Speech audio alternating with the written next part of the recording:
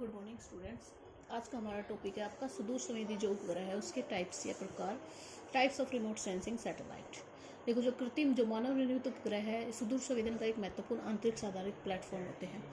इन उपग्रह को जो अंतरिक्ष में पृथ्वी की एक निश्चित दूरी पर स्थापित करते हैं, जहां से ये हमें वायुमंडलीय जो दशाएं हैं, भू संसाधन की जो भूमंडलीय स्तर पर लगातार जो हमें सूचनाएं भेजते रहते हैं, और ये उपग्रह स्वतंत्र रूप से पृथ्वी के चारों ओर घूमते रहते हैं।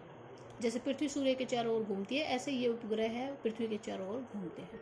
मैंने आपको बताया था कि जो आपका धरातल से ऊंचाई है उसके आधार पर जो प्लेटफॉर्म है वो आपके 3 प्रकार के होते हैं, जिसमें आता है आपका भू आधारित, यानी कि जो आप धरातल पर प्लेटफॉर्म बनाते हैं वो एक वायु आधारित प्लेटफॉर्म। जैसे आपका मैंने आपको बताया था कि एरियल फोटो लेते हैं हम, हवाई जहाज में आपका एरोप्लेन्स में जो फोटोग्राफ लिए जाते हैं वो वायु आधारित प्लेटफॉर्म के आधार पर लिए जाते हैं। और थर्ड आपका अंतरिक्ष आधारित प्लेटफॉर्म। अंतरिक्ष आधारित प्लेटफॉर्म का उदाहरण आपका जो आपके सैटेलाइट्स होते हैं, जिनके द्वारा हमें जानकारी प्राप्त मिलती है, उनको बोला जाता है। ये 3 प्लेटफॉर्म आपके होते हैं। कृत्रिम जो उपग्रह है उसको पृथ्वी के गुरुत्वाकर्षण प्रभाव से बाहर 600 किलोमीटर की ऊंचाई पर अलग अलग कक्षा में स्थापित किया जाता है। अगर कोई उपग्रह पृथ्वी के गुरुत्वाकर्षण के प्रभाव के अंदर आता है तो वो पृथ्वी पर गिर जाएगा। पृथ्वी का गुरुत्वाकर्षण उसको पृथ्वी पर खींच लेगा। लेकिन अगर उसको पृथ्वी के गुरुत्वाकर्षण के बाहर भेज दिया जाता है तो वो क्या है, पृथ्वी पर वापस नहीं आता है। और अलग अलग कक्षा में इनको स्थापित किया जाता है। कक्षाएं आपकी 2 प्रकार की होती है। तो पहली कक्षा मैंने आपको कल भी बताया था, आपका एक भूमध्य रेखा के आधार पर होती है, एक आपका ध्रुवीय कक्षा के आधार पर होती है। तो उसको बोला जाता है भूतुल्यकालिक कक्षा, जिसको जियो स्टेशनरी ऑर्बिट बोलते हैं। और सेकंड आपकी सूर्य तुल्यकालिक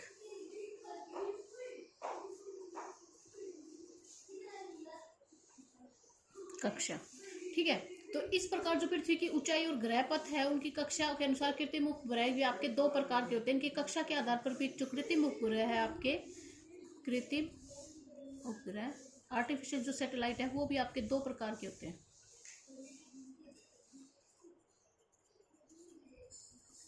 फर्स्ट आपका आता है भूतुल्यकालिक,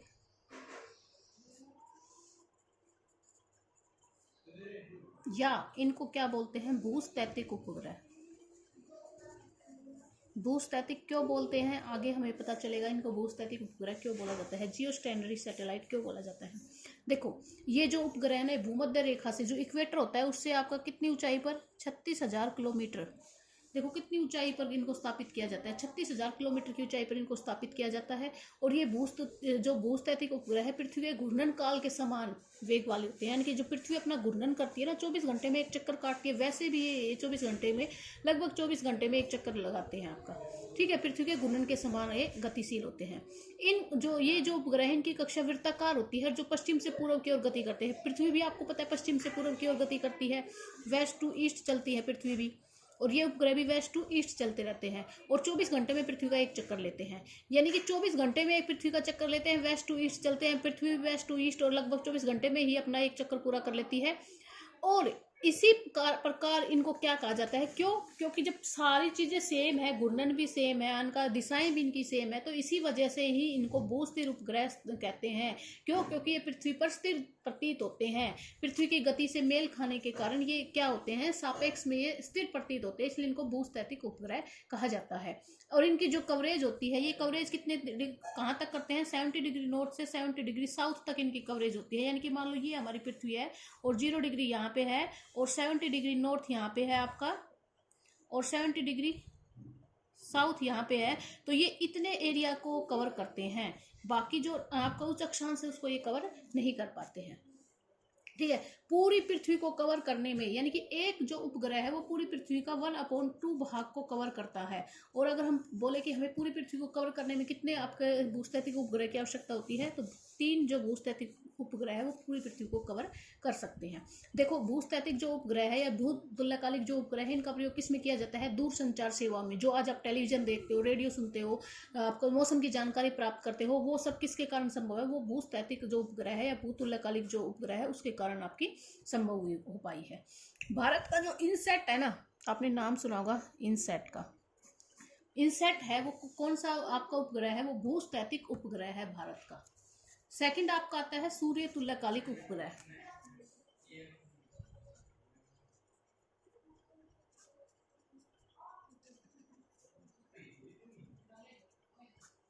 सूर्य तुल्यकालिक उपग्रह, इनकी ऊंचाई कितनी होती है धरातल से? ये आपका 700 से 900 किलोमीटर, ठीक है।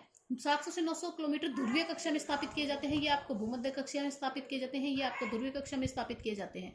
इनका मार्ग है वो कक्षा से वो ध्रुव से होकर गुजरेगा और उनकी ऊंचाई इतनी होती है कि पूरी पृथ्वी को ये कवर कर लेते हैं और एक निश्चित समय अंतराल पर ही ये क्या करते हैं, भूमध्य रेखा को पार करते हैं। यानी कि एक निश्चित समय होता है और लगभग वो समय होता है आपका 9:42 AM, 9:42 AM पर ये भूमध्य रेखा को पार कर लेते हैं, ठीक है।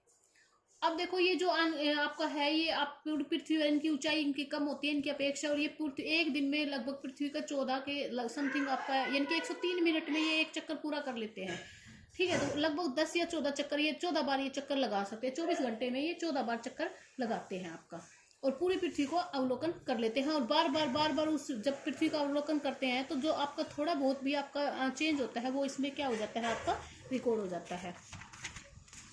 अब देखो उपग्रह का स्वाद क्या होता है, स्वाद क्या होता है देखो ये आपको जानना जरूरी है कि जो उपग्रह का जो संवेदक होता है ना, वो किस प्रकार धरातल को तय करता है। जैसे ही कोई जो सूर्य तुल्यकालिक उपग्रह है वो पृथ्वी की परिक्रमा करता है तो वो संवेदक द्वारा पृथ्वी का जो धरातल का कुछ भाग है वो तय कर लेता है। उसी को हम जो वो पट्टी तय करता है ना, उसी को हम स्वाद कहते हैं। जैसे मान लो कि ये आपका कोई, ये हमारी पृथ्वी है, हमने हाफ ले ली है इसका, तो जो कोई उपग्रह है वो यहाँ से चलता है, ऐसे चलेगा, तो वो कितनी चौड़ी, इतनी चौड़ी पट्टी को, यानी कि एक बार में वो इतनी एक चक्कर काटेगा तो वो इतना एरिया कवर करता है। सेकंड बार में वो इतना एरिया कवर करेगा। एक बार जब चक्कर काट रहा है तो वो कितने किलोमीटर एरिया को कवर कर रहा है, इसी को हम क्या बोलते हैं, स्वाथ बोलते हैं। एक आपने नाम सुना होगा इसका, जो अलग अलग जो उपग्रह होते हैं उनका अलग अलग स्वाथ होता है। आमतौर पर जो इनका स्वाथ होता है ना वो 10 किलोमीटर से 100 किलोमीटर के बीच माना जाता है कि इतने को कवर कर लेता है। यानी कि कोई एक उपग्रह जब एक बार चक्कर लगाएगा तो 10 किलोमीटर को कवर करेगा। कोई ऐसा उपग्रह भी हो सकता है जो 100 किलोमीटर को कवर कर सकता है एक बार में, इतना कवर कर लेगा वो 100 एक बार में, ठीक है। तो एक आपने नाम सुना होगा लैंडसैट, ये क्या है, ये यूएसए का उपग्रह है आपका लैंडसैट। ये एक बार में 185 किलोमीटर की पट्टी को कवर करता है एक बार में, ठीक है। और एक दिन में ये केवल 14 पट्टियां ही कवर कर पाता है। और बार बार जब ये इसको कवर करता है तो कुछ भाग क्या हो जाता है, छूट भी जाता है। और अलग अलग अक्षांशों पर ये अलग अलग होता है। जैसे आपका पता होगा कि 40 आपका जो ये है भूमध्य, जो आपका जब ये यहाँ से इतना पार्ट, बीच का पार्ट छूट गया, तो जब ये दोबारा आएगा, जब दोबारा कवर करेगा तो इसको भी कवर करेगा और इसको भी कवर करेगा। तो इसको क्या बोल देते हैं कि ओवरलैपिंग हो जाती है, दोनों के बीच में क्या हो जाती है, ओवरलैपिंग हो जाती है। तो जो भूमध्य रेखा है ना उस पर ओवरलैपिंग होती है 14%, और जो 81 डिग्री जो आपका नॉर्थ है उस पर 85 डिग्री आपकी क्या हो जाती है, 85% आपकी ओवरलैपिंग हो जाती है, ठीक है। उच्च अक्षांशों को छोड़कर, यानी कि ध्रुवीय भाग को छोड़कर, जो आपके सूर्य तुल्यकालिक उपग्रह है वो पूरी पृथ्वी को 18 दिन में कवर कर लेते हैं। देखो इनके उपयोग क्या है, जो आपने हमें अभी हमने ये जो आपके सूर्य तुल्यकालिक और जो भूस्थैतिक उपग्रह पड़े हैं, इनका उपयोग क्या है। तो जो सभी सुदूर संवेदन, जो रिमोट सेंसिंग के जितने भी आपके संसाधन उपग्रह हैं वो सारे सूर्य तुल्यकालिक उपग्रह में आते हैं। रिमोट सेंसिंग के जो उपग्रह होते हैं, जैसे IRS श्रेणी का होता है आपका। इन उपग्रह का प्रयोग आप जो संसाधन सर्वेक्षण है कि कहाँ कहाँ पर संसाधन हो रही है, प्राकृतिक आपदाएं कहाँ है, मूल्यांकन, प्रबंधन, इन सब का करने में इन उपग्रहों का प्रयोग किया जाता है।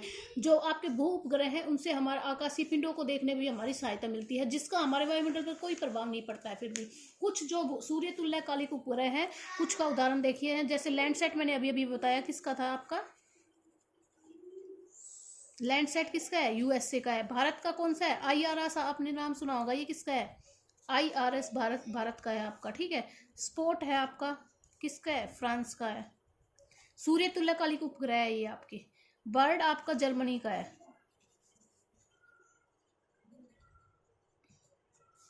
ठीक है। आप एक ओशनोसैट नाम सुना होगा, ओशियन सैट,